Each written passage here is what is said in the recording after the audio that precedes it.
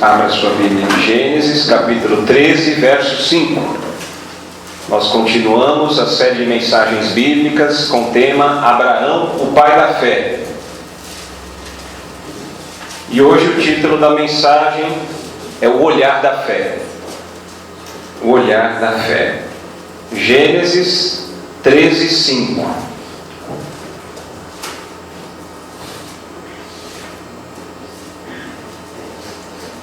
Diz assim a palavra do Senhor. Ló, que ia com Abrão, também tinha rebanhos, gado e tendas. E a terra não podia sustentá-los para que habitassem juntos, porque eram muitos os seus bens, de sorte que não podiam habitar um na companhia do outro. Houve contenda entre os pastores do gado de Abrão e os pastores do gado de Ló. Nesse tempo, os cananeus e os ferezeus habitavam essa terra. Disse Abrão a Ló: não haja contenda entre mim e ti, e entre os meus pastores e os teus pastores, porque somos parentes chegados. Acaso não está diante de ti toda a terra? Peço-te que te apartes de mim. Se fores para a esquerda, irei para a direita. Se fores para a direita, irei para a esquerda. Levantou Ló os olhos e viu toda a campina do Jordão, que era toda bem regada, antes de haver o Senhor destruído Sodoma e Gomorra, como o jardim do Senhor, como a terra do Egito, como quem vai para Zoar. Então Ló escolheu para si toda a campina do Jordão e partiu para o oriente. Separaram-se um do outro. Habitou Abrão na terra de Canaã, e Ló nas cidades da campina, e ia armando as suas tendas até Sodoma. Ora, os homens de Sodoma eram maus e grandes pecadores contra o Senhor. Disse o Senhor a Abrão depois que Ló se separou dele: ergue os olhos e olha desde onde estás para o norte, para o sul, para o oriente e para o ocidente. Porque toda essa terra que vês, eu te darei a ti e à tua descendência para sempre. Farei a tua descendência como o pó da terra, de maneira que se alguém puder contar o pó da terra, então se contará também a tua descendência. Levanta-te, percorre essa terra no seu comprimento e na sua largura, porque eu te darei. E Abrão, mudando as suas tendas, foi habitar nos carvalhais de Manre, que está junto a Hebrom, e levantou ali um altar ao Senhor. Sucedeu naquele tempo que Anrafel, rei de Siná, Arioque, rei de Elazar, Quedorlaomer, rei de Elão, e Tidal, rei de Goim, fizeram guerra contra Bera, rei de Sodoma, contra Birsa, rei de Gomorra, contra Sinabe, rei de Adimá, contra Semebe, rei de Zeboim, e contra o rei de Bela, deste é Zoar. Todos estes se ajuntaram no vale de Sidim, que é o mar salgado. 12 anos serviram a Quedorlaomer, porém no 13º se rebelaram. Ao 14º ano veio Quedorlaomer e os reis que estavam com ele, e feriram aos Refaíns, Asterote e Carnaim, e aos Uzins em An, e aos Emins em Saveque e Arataim, e aos Oreus no seu monte Seir, até El-Parã, que está junto ao deserto. De volta passaram em Mispate, que é Cádiz, e feriram toda a terra dos Amalequitas e dos Amorreus, que habitavam em Azazon Tamar. Então saíram os reis de Sodoma, de Gomorra, de Adimá, de Zeboim e de Bela, esta é Zoar, e se ordenaram e levantaram batalha contra eles no vale de Zidim, contra Quedorlaomer, rei de Elão, contra Tidal, rei de Goim, contra Anrafel, rei de Siná, contra Arioque, rei de Elazar. 4 reis contra 5. Ora, o vale de Sidim estava cheio de poços de betume. Os reis de Sodoma e de Gomorra fugiram. Alguns caíram neles e os restantes fugiram para o monte. Tomaram, pois, todos os bens de Sodoma e de Gomorra e todo o seu mantimento e se foram. Apossaram-se também de Ló, filho do irmão de Abrão, que morava em Sodoma, e dos seus bens, e partiram. Porém veio um que escapara e o contou a Abrão hebreu. E este habitava junto dos carvalhais de Manre, o amorreu, irmão de Escol e de Aner, os quais eram aliados de Abrão. Ouvindo Abrão que seu sobrinho estava preso, fez sair 318 homens dos mais capazes, nascidos em sua casa, e os perseguiu até Dan. E repartidos contra eles de noite, ele e os seus homens feriu-os, e os perseguiu até Obá, que fica à esquerda de Damasco. Trouxe de novo todos os bens, e também a Ló, seu sobrinho, os bens dele, e ainda as mulheres e o povo. Assim diz a palavra do Senhor. Amém? Oremos. Santo Deus e bendito Pai, pedimos que Teu Santo Espírito ilumine nossas mentes e nos dê a compreensão da Tua palavra revelada, para a glória do Teu santo nome. Em nome de Jesus. Amém. Pode tomar o seu assento. O olhar da fé. O olhar da fé. Nós estamos meditando nessa série de mensagens a respeito do patriarca de Israel, o pai da fé, Abraão. Nós aprendemos que Abraão teve um chamado de Deus.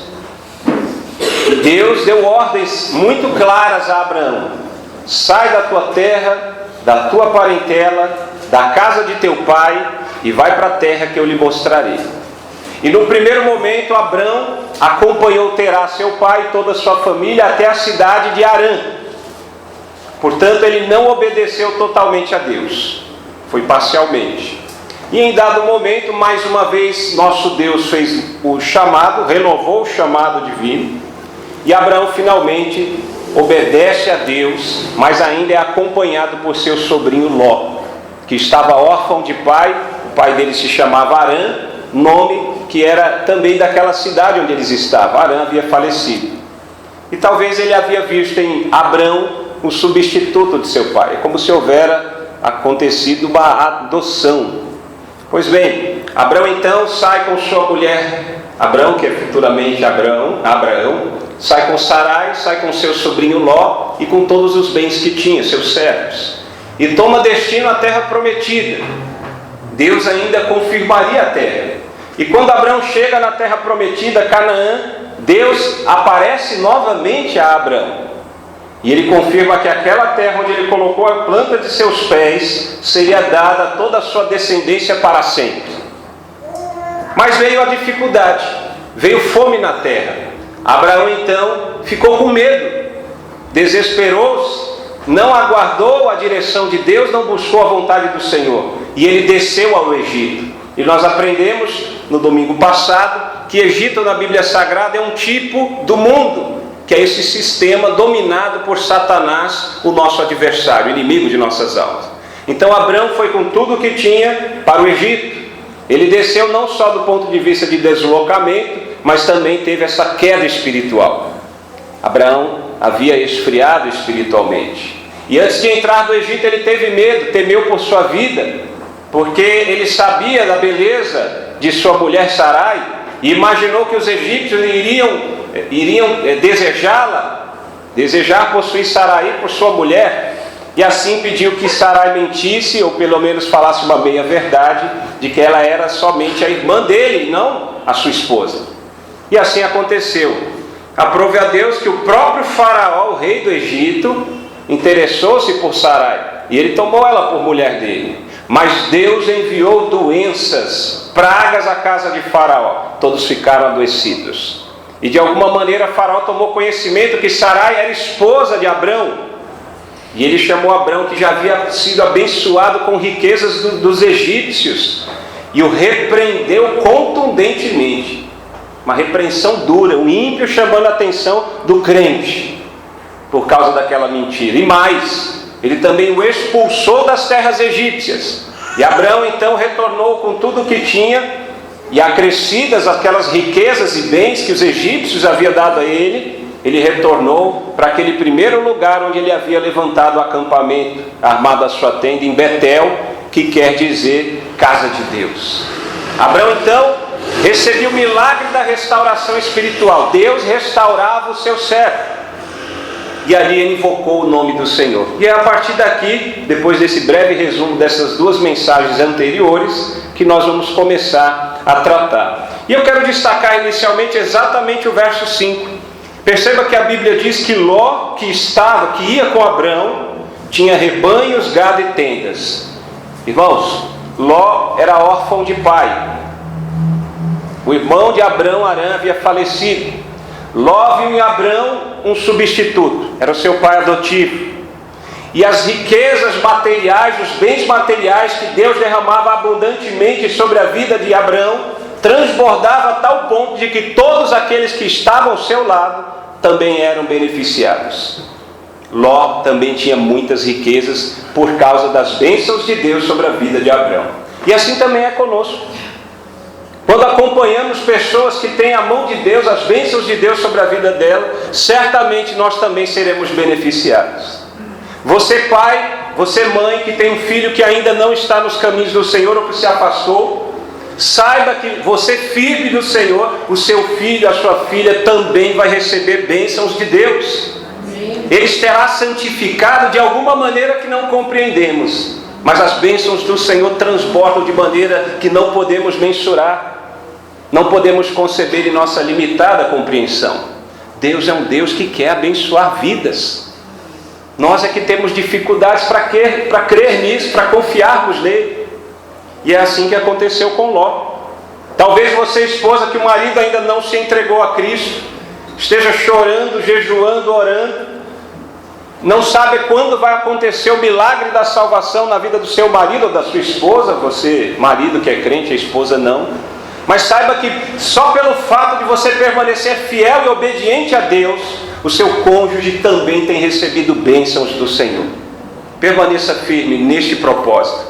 Deus há de abençoar da maneira como você tem esperado. Você tem clamado pela salvação dos seus filhos, do seu cônjuge. Deus há de honrar a sua vida para a glória do nome do Senhor. Pois bem, chegou determinado momento que a terra em que eles estavam, tanto Abrão quanto Ló, não podia suportar a presença de ambos, porque ambos eram muito ricos, tinham gados, rebanhos, e exigia muito da terra, precisava de pastagens, de água, de comida. E diz a Bíblia que houve uma contenda entre os pastores de gado de Abrão e de Ló. Meus irmãos, abra os olhos, porque aqui nós vemos um prenúncio, estopim para um grande conflito familiar. Primeiro começa com os empregados, uma disputa, contenda, conflito. Isso daqui poderia, como um rastilho de fogo, de pólvora, alcançar o relacionamento entre Abrão, o tio pai, e o sobrinho filho Ló. Mas veja que isso daqui poderia ser o começo do fim. Mas louvado seja Deus, porque Abrão de fato estava crescendo na fé. E nós vemos isso por conta da maneira como ele respondeu a este problema. Ele fez uma proposta boa e generosa. Abrão não se preocupou com a sua posição superior. Ele era mais velho, ele era o patriarca, ele era o chefe da tribo, do clã, ele era o tio, ele conduzia, liderava aquele grupo. Mas ele se rebaixou, se colocou como igual com o seu sobrinho Ló. E nós vemos isso aqui quando ele faz essa proposta tão generosa. Certamente Abrão ele mediu até as palavras. Quando o conflito é iminente, se você vem com uma palavra branda, você vai apagar aquela fogueira. Agora, se você vem com uma palavra dura, você vai suscitar ira. Não é assim que diz Provérbios? Então Abrão veio com uma palavra branda, com espírito generoso de amor, mediu cada palavra. E veja que ele diz aqui, não haja contenda, verso 8, entre mim e ti, entre os meus pastores e os teus pastores, e apelou para o fato de que eram parentes chegados. Ele não apelou para o fato de que ele era o tio, o pai, que ele era o superior, que o direito de preferência, de escolha pertencia a ele. Ele considerou os interesses de seu sobrinho Ló superiores aos seus próprios.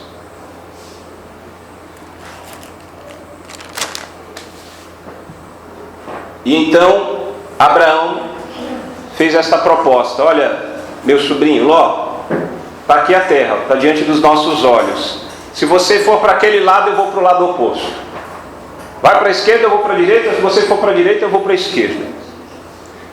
Há situações que acontecem na vida, numa família, que às vezes a separação é necessária. e é necessária para a preservação da harmonia familiar. Às vezes pode não parecer muito lógico, mas se permanecesse aquela família, a família de Ló, o grupo de Ló e o grupo de Abrão juntos, primeiro, não seria da vontade de Deus, porque Deus já havia dado a ordem a Abrão no seu chamado divino: sai da tua terra, da tua parentela. Ló era da parentela dele. Segundo, aquela terra não suportava mais, já suscitou contendas entre seus servos e empregados, possivelmente levaria a contenda e conflitos no meio familiar. Então Deus deu sabedoria a Abrão, de tal modo que ele se tornasse obediente. E foi só a partir do momento em que ele se separou de Ló que Deus começou a edificar ainda mais e fortalecer a fé de Abrão, porque agora ele estava no centro da vontade de Deus. Não havia mais nenhum empecilho. E vejam que às vezes pode acontecer isso nas nossas vidas também. A fim de preservarmos a harmonia, a união, o amor na família, às vezes é necessária a separação.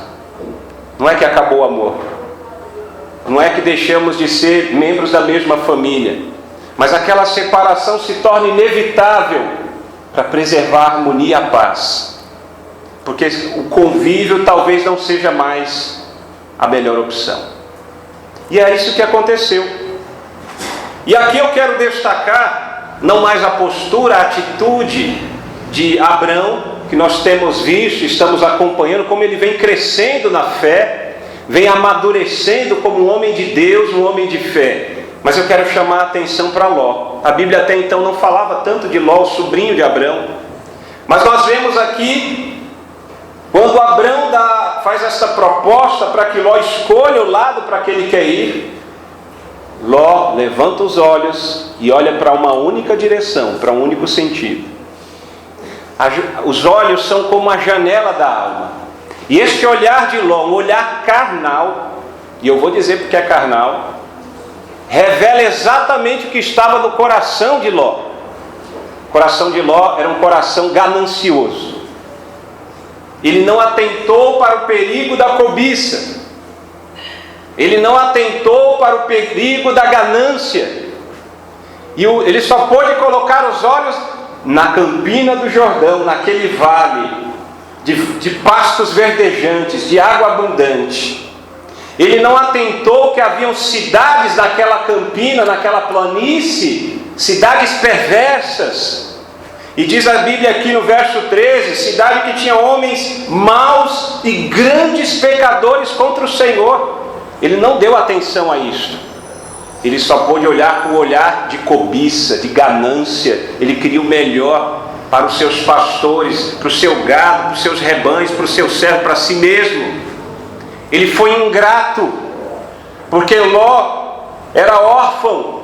Abrão o recebeu como filho, e as bênçãos de Deus sobre a vida de Abrão transbordavam, a ponto de que Ló também era abençoado. Tudo que ele tinha, ele devia em primeiro lugar a Deus, por meio de Abrão.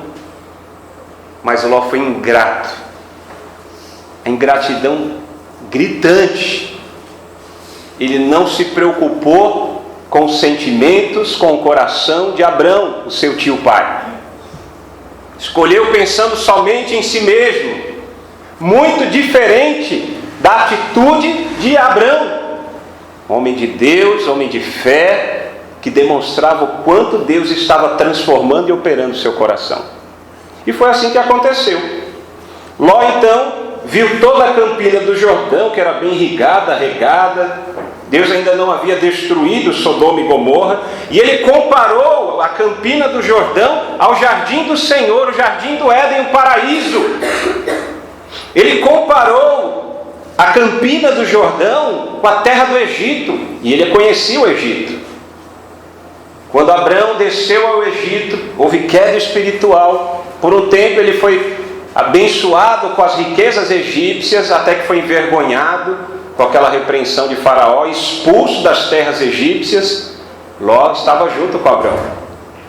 E agora ele compara a campina do Jordão, não só com a terra do Egito, com toda a prosperidade e abundância que havia naquele vale de Gósen, próximo ao rio Nilo, não faltava nada. Mas ele compara até com o paraíso, com o jardim do Éden. E não é assim que acontece conosco também. Eu já falei que o Egito é o tipo do mundo, o sistema dominado por Satanás. E eu quero dizer também aqui na Bíblia, nós podemos entender como ilustração que Sodoma também é um tipo do mundo. Se apresenta como paraíso. O mundo muitas vezes é visto por nós, mesmo nós, filhos de Deus, como um paraíso, mas é ilusão. O preço pago por aqueles filhos e filhas de Deus que buscam socorro e os recursos do mundo, o mundo dominado por Satanás, é altíssimo. E veja que aquela atitude de Abrão, quando ele caiu espiritualmente, embora ele tenha sido restaurado, ficou a influência negativa do seu sobrinho Ló. Ele lembrou da terra do Egito. E quando ele olhou a campina do Jordão, não se importou, desprezou a presença de cidades perversas. Foi ingrato, teve um olhar carnal, demonstrou as obras da carne, a atitude de um homem carnal, conforme Gálatas 5:19, versos seguintes. Pouco se importou com seu tio, que tanto o havia abençoado. E ele optou pela campina do Jordão, foi embora para lá e começou a armar as suas tendas próximo da cidade de Sodoma. E a Bíblia diz que Abrão habitou na terra de Canaã, na terra prometida. Abrão estava no lugar da vontade de Deus. Abrão estava crescendo na fé. As experiências nesta peregrinação de Abrão, peregrinação de fé, vinham fortalecendo a sua fé. Uma fé robusta, verdadeira. Ele cada vez mais tinha comunhão com Deus. Ele dependia do Senhor, estava no centro da vontade de Deus. Não era perfeito, mas estava mais próximo de Deus, era mais íntimo do Senhor. Ló não. Ló começou a se afastar e acampou próximo de Sodoma. E é importante que se diga que nós aprendemos aqui com Ló também.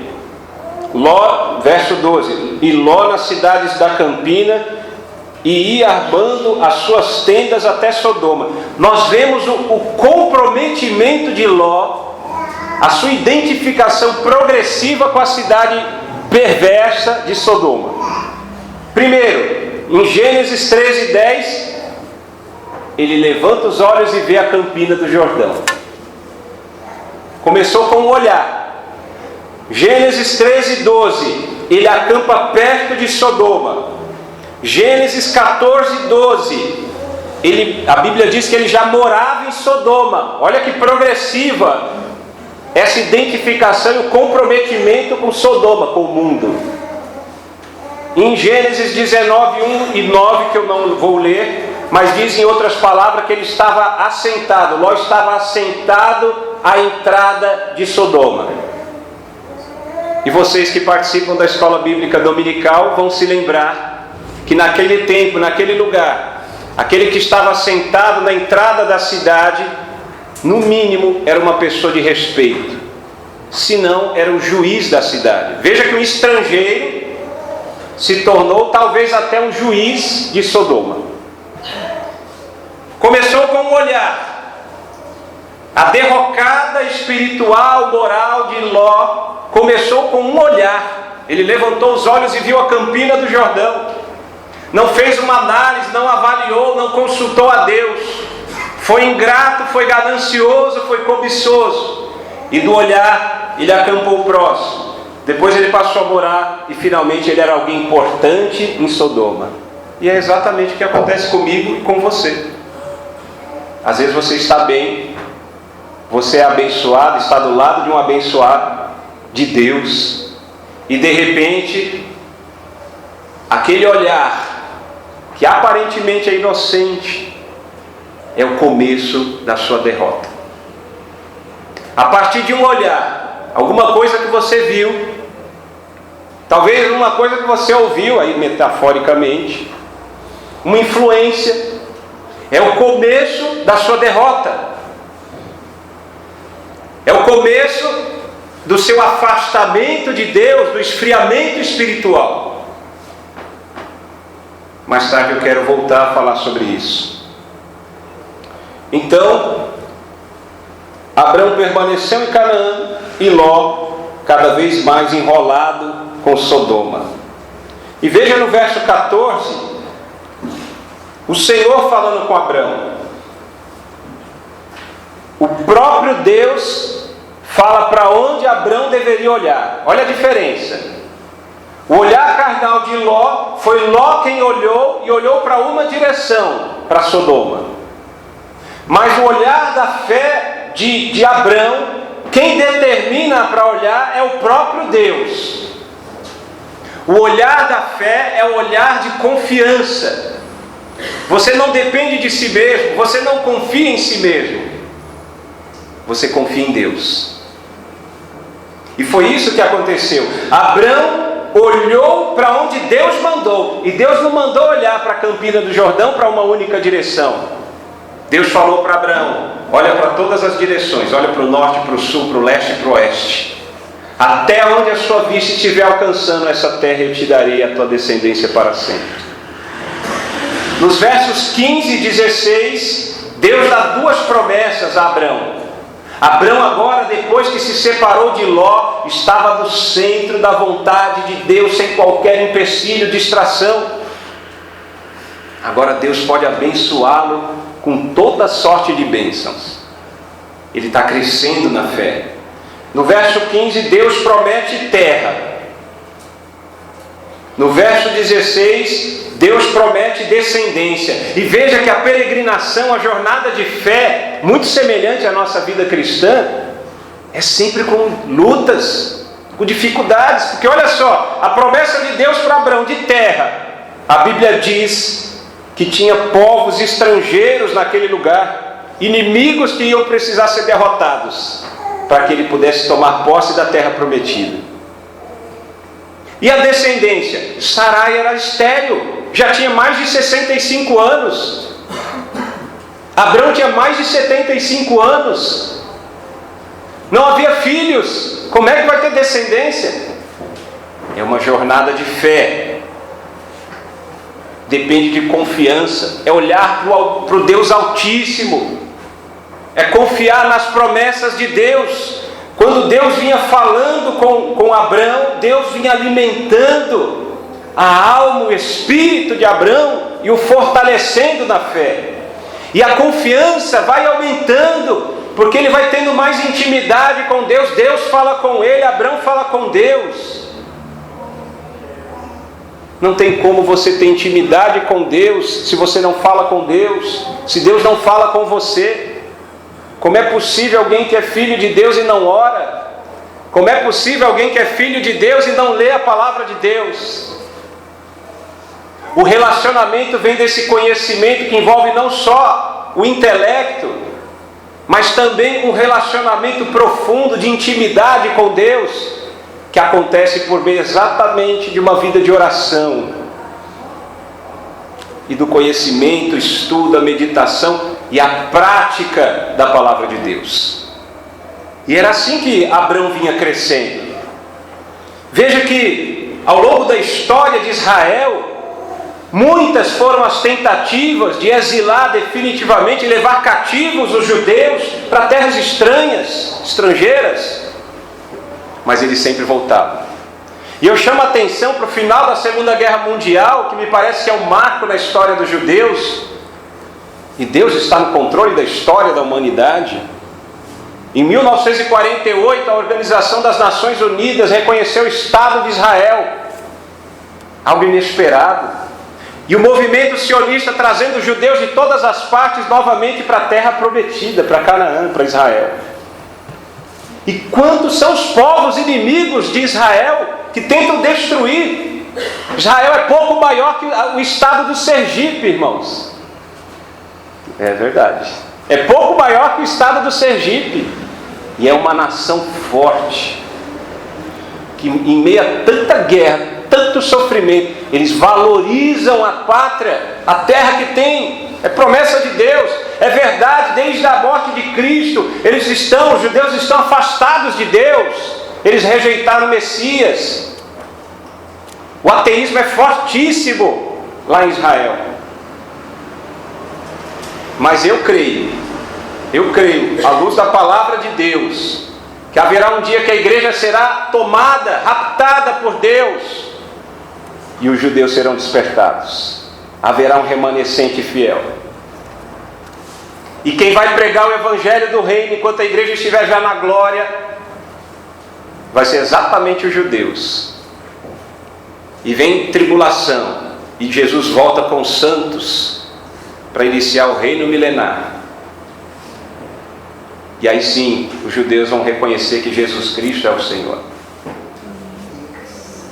Então nós podemos orar sim por Jerusalém, por Israel, porque Deus tem promessas para Israel, assim como Ele tem promessas para a igreja de Cristo. E Deus é fiel, mesmo que sejamos infiéis, Ele cumpre tudo o que promete. Nós vemos então que semelhante à experiência de Abraão, a nossa experiência de fé, de vida cristã, é exatamente assim, com embates, com disputas, com conflitos, com dificuldades, com problemas, com empecilhos.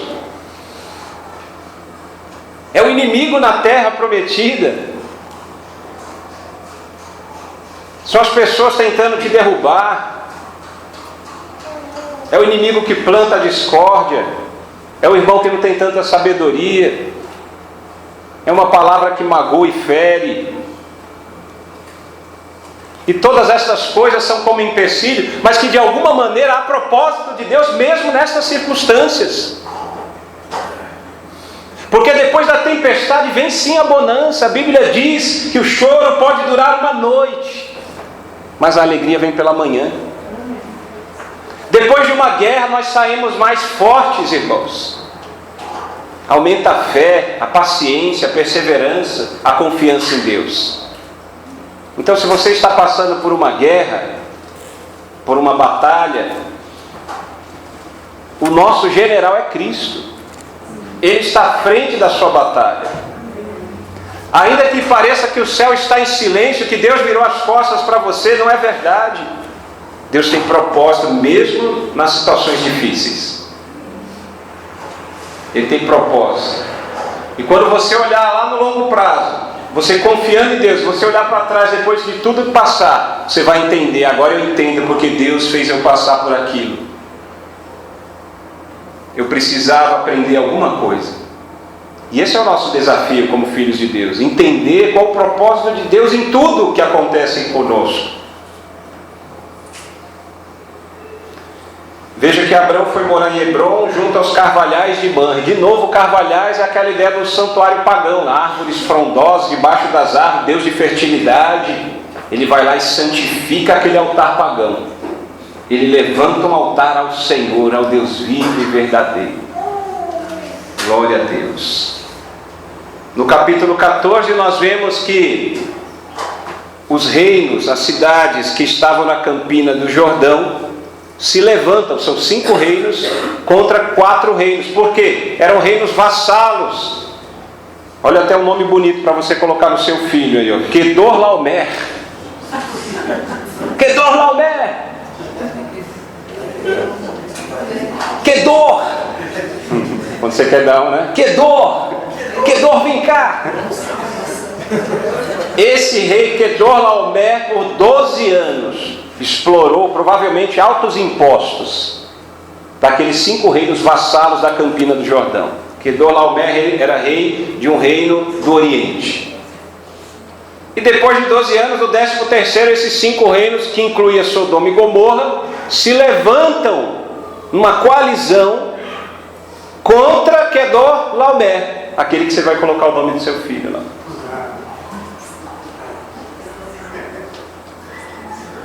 No 14º ano, quem vem direto para a batalha é Kedorlaomer, lá no vale de Sidim. E quem é que ganha a batalha?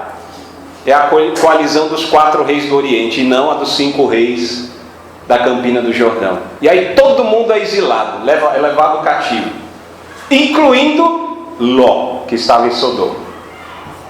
Um deles foge, não sei se era um trânsfuga, um desertor, mas consegue fugir, corre lá até Abrão e fala: Abrão, o seu sobrinho Ló e os reis de Quedorlaomer levou todo mundo.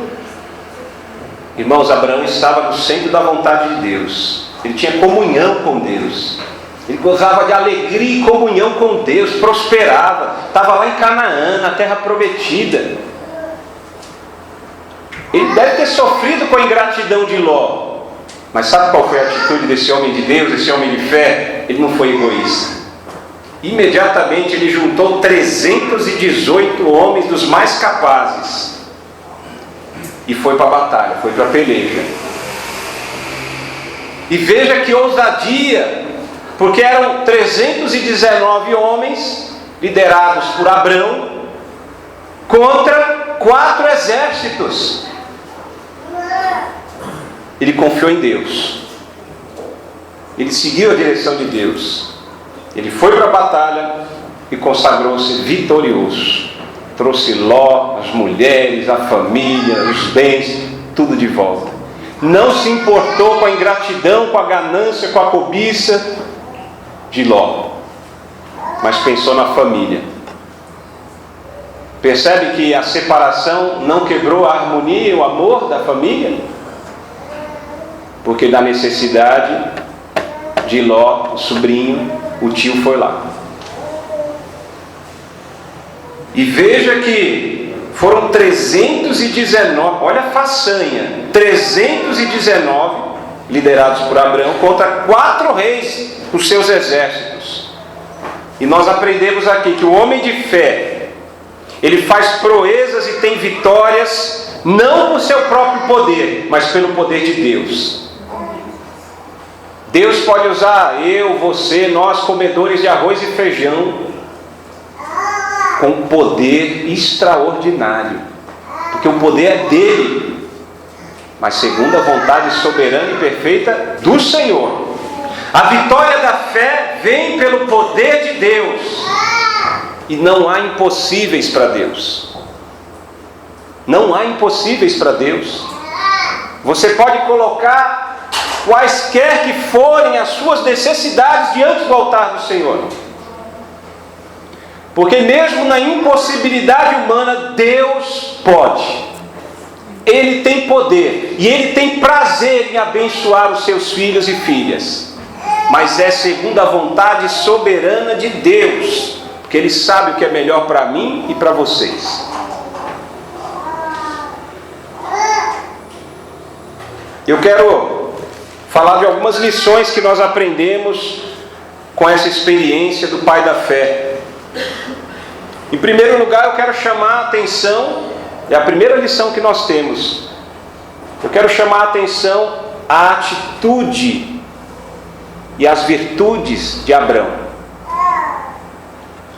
Eu preguei recentemente com base no texto de Efésios 4 e eu me lembro desse texto aqui na pessoa de Abrão. Efésios 4, o apóstolo Paulo fala que nós devemos andar de maneira digna da vocação a que fomos chamados, com humildade, mansidão, longanimidade, suportando uns aos outros em amor e preservando, fazendo tudo para preservar a unidade do Espírito pelo vínculo da paz. É isso que Paulo diz em Efésios 4. Ó o Quedorlaomer. E Abrão, ele exatamente demonstra essas atitudes e virtudes que são cristãs. Entenda o anacronismo aqui, ainda não tinha Cristo. Aliás, tinha Jesus pré-encarnado, que Jesus é Deus, é eterno, mas não o Cristo encarnado. Mas veja, Abraão foi humilde? Foi. Ele considerou, conforme Filipenses 2, o interesse do outro superior aos seus. Isso é humildade, segundo Filipenses 2. Ele considerou o interesse de Ló superior ao seu. Ele não atentou para a superioridade dele, ele era o líder.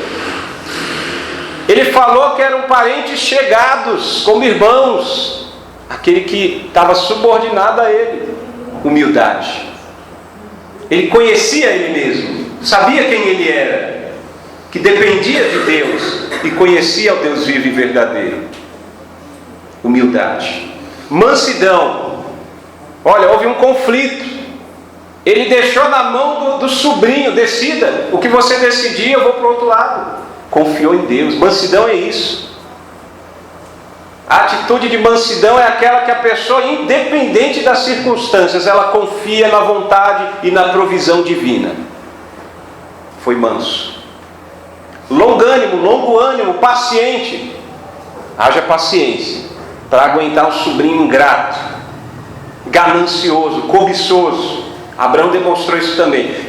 E é óbvio, ele foi tolerante em amor para preservar a unidade, a harmonia familiar.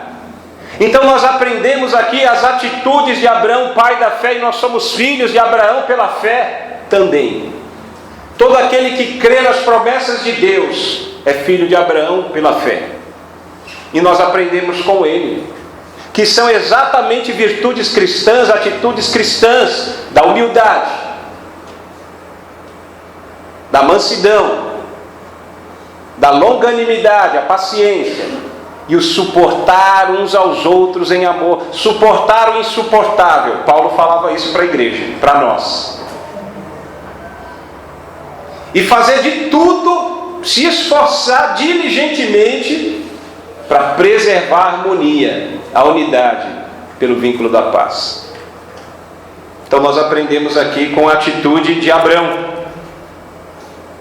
Segunda lição que nós aprendemos, eu relembro, aquela identificação progressiva de Ló com Sodoma. Nós aprendemos também para nossas vidas. Às vezes a nossa queda espiritual começa num olhar. Lá no seu trabalho, aquela mulher flertando com você, meu irmão, ou você, minha irmã, o homem flertando com você nos olhares, e você dá um sorrisinho. Ali pode ser o começo da sua derrota. Ah, mas eu tenho que ser educado. Não tem que ser educado coisa nenhuma quando tem malícia e maldade. Você tem que ser crente e cortar imediatamente qualquer tipo de malícia e insinuação. Você não tem que bater, esticar, inchar o peito, igual o pombo, né? Ah, tá vendo? Eu ainda não estou tão caído assim. Né? Tem gente que dá valor. Brigou lá em casa, e é assim que o inimigo vai aproveitar. Exatamente na hora do conflito lá em casa. Porque lá no trabalho, a mulher ou o homem é aquela brecha. Então a Bíblia diz: fugir da aparência do mal, sujeitai-vos, pois, a Deus, resisti ao diabo e ele fugirá de vós. Revesti-vos de toda a armadura de Deus, para que podeis resistir no dia mau. Vigia, ora, porque o espírito está pronto, mas a carne é fraca. Nós devemos atender essas exortações do nosso Deus. E não é só o jovem, não.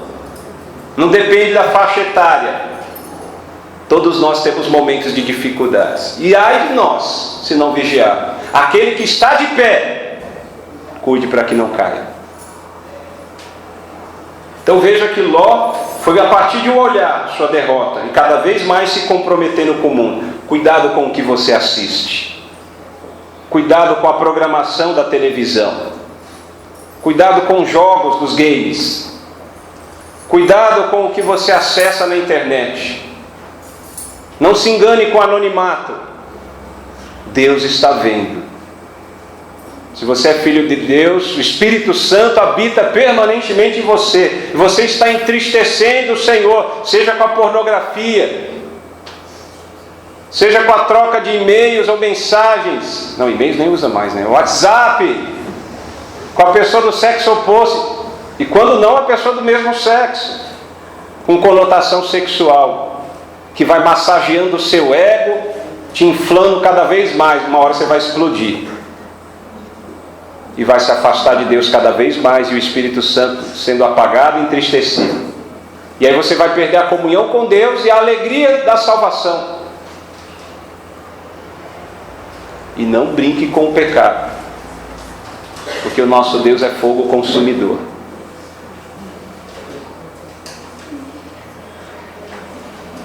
Terceira e última lição, para encerrarmos. Eu quero contrapor o olhar carnal com o olhar da fé. Mas eu vou chamar a atenção para os aspectos e princípios do olhar da fé em uma direção especial, numa perspectiva. Todos nós aqui, todos os dias, em toda a nossa vida, vamos tomar decisões e fazer escolhas. Então, por favor, preste atenção, que eu quero passar para você, com base na experiência de Abrão, 4 princípios muito breves, para ajudá-lo a tomar decisões em quaisquer áreas de sua vida. Jesus tem que ser Senhor em todas as áreas da sua vida: espiritual, emocional, física, os relacionamentos, financeiro, profissional. Todas as áreas da sua vida, Jesus tem que ser entronizado. Você não pode ter repartições, departamentos do seu coração que Jesus não reina. Jesus, ou você pertence totalmente a Ele, ou você não é dele. É assim que funciona. Então, a primeira sugestão, para que você tome decisões, faça escolhas com o olhar da fé. Com o olhar da fé, não com o olhar carnal. Considere se aquela decisão vai te afastar ou te aproximar de Deus. Qualquer área da vida, irmãos. É até a revista, o periódico que você vai assinar, o seriado que você vai assistir, a escola que você vai colocar o seu filho, o trabalho que você vai iniciar, a faculdade que você vai querer fazer, qualquer decisão da sua vida, considere esses princípios. Essa decisão afasta ou aproxima você de Deus? O seu relacionamento com Deus vai ser aprofundado, aperfeiçoado, ou você vai estar cada vez mais distante? Você vai estar rompendo com a comunhão com Deus, ou vai estar cada vez mais íntimo do Senhor com essa decisão? É o primeiro aspecto a ser observado. Segundo aspecto a ser observado para uma decisão no olhar da fé, perspectiva de olhar da fé. Considere o interesse de outros também. Não considere somente o que é importante para você. Se eu tomar essa decisão, vai fazer mal para fulano, beltrano, para terceiros? Considere o interesse do outro, seja humilde, em outras palavras, nos termos do apóstolo Paulo em Filipenses 2. Humildade é considerar o outro superior a si mesmo, os interesses do outro superior aos seus próprios interesses. Então considere interesses de outros, não somente o seu. Eu estou falando para você desprezar. Você precisa ter amor próprio também. Mas o grande mandamento é amar a Deus sobre todas as coisas e o próximo como a si mesmo. Como a si mesmo. A Bíblia pressupõe o amor próprio. Mas cuidado com o amor próprio excessivo. Cuidado com essa doutrina popular da psicologia, que é secular, mundana, da alta autoestima. Mas eu estou com a autoestima baixa. Cuidado. Claro, precisamos de autoestima. Agora, até que ponto? Amor próprio excessivo é pecado. Considere o interesse de outro. Outro aspecto para você considerar pela perspectiva do olhar da fé para uma tomada de decisão. Avalie as consequências positivas e negativas, não só no curto prazo, mas no médio e no longo prazo. Só para você entender, Ló, ele olhou a campina do Jordão e já pensou na hora ali, imediato. Não, ali, passos verdejantes, águas tranquilas, parecia até o Salmo 23. Mas não era. Ele só olhou ali no curto prazo, de imediato. No longo prazo nós vemos que Abrão, que permaneceu na vontade de Deus, ele estava com a opção, fez a decisão certa. E Ló fez a opção errada. E pasmem, 2 Pedro 2, 7 e 8 mostra que Abrão era justo, é filho de Deus, apesar das decisões. Olha só, 2 Pedro 2, 7 e 8 diz que Deus livrou o justo Ló, que ficou afligido e atormentado pelas obras dos moradores de Sodoma. Ló ficou infeliz pela decisão malograda, infeliz dele, de cada vez mais se aproximar de Sodoma. Então considere para suas decisões não só as consequências positivas e negativas no curto prazo, pense a médio e longo prazo. Geralmente as decisões que tomamos vão ter consequências, não só no curto prazo, mas também no médio e no longo prazo. Então, procure considerar essa questão também. E, finalmente, nós vimos aí, contrapondo o contraste entre a atitude de Abrão e de Ló. Nós vimos que Ló era ganancioso, cobiçoso, e a vacina contra a ganância. Lembre-se, nós, filhos de Deus, nós fomos libertos da escravidão e do poder do pecado. É verdade. O sangue de Jesus Cristo nos purifica de todo o pecado. Mas não estamos livres da presença do pecado em nossas vidas. Então, todos os dias de nossas vidas, até o dia que o Senhor nos chamar, até quando formos promovidos à glória, nós vamos lutar contra o pecado, contra a desobediência, contra a rebeldia, contra a ganância e contra a cobiça, o orgulho, o egoísmo. Uma vacina contra a ganância e contra a cobiça é exatamente a postura, a atitude de Abrão. Seja generoso, seja grato, não seja ingrato, não seja mesquinho, seja generoso, abençoe vidas, ajude os necessitados e não espere nada em troca, seja altruísta, faça o bem, não olhando a quem, não é assim que se diz popularmente? Faça o bem, ajude os necessitados, abençoe a obra missionária, abençoe os obreiros, abençoe o seu irmão que passa dificuldade.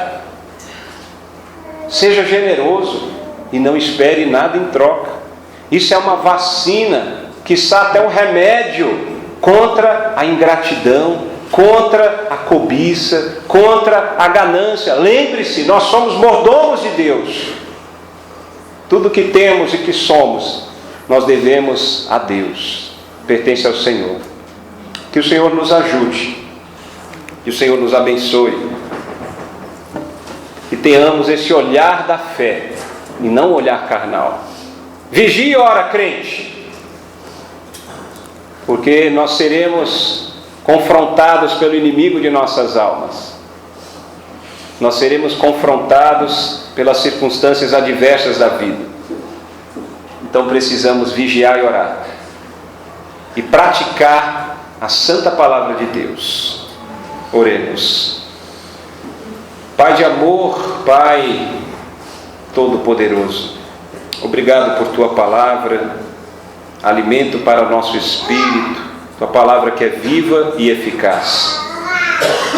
Senhor, dá-nos condições, capacita-nos para termos esse olhar da fé, possamos ter a perspectiva divina, possamos confiar em Deus em todas e quaisquer circunstâncias, que nada e ninguém possa nos afastar dos Teus caminhos, da Tua direção, meu Deus.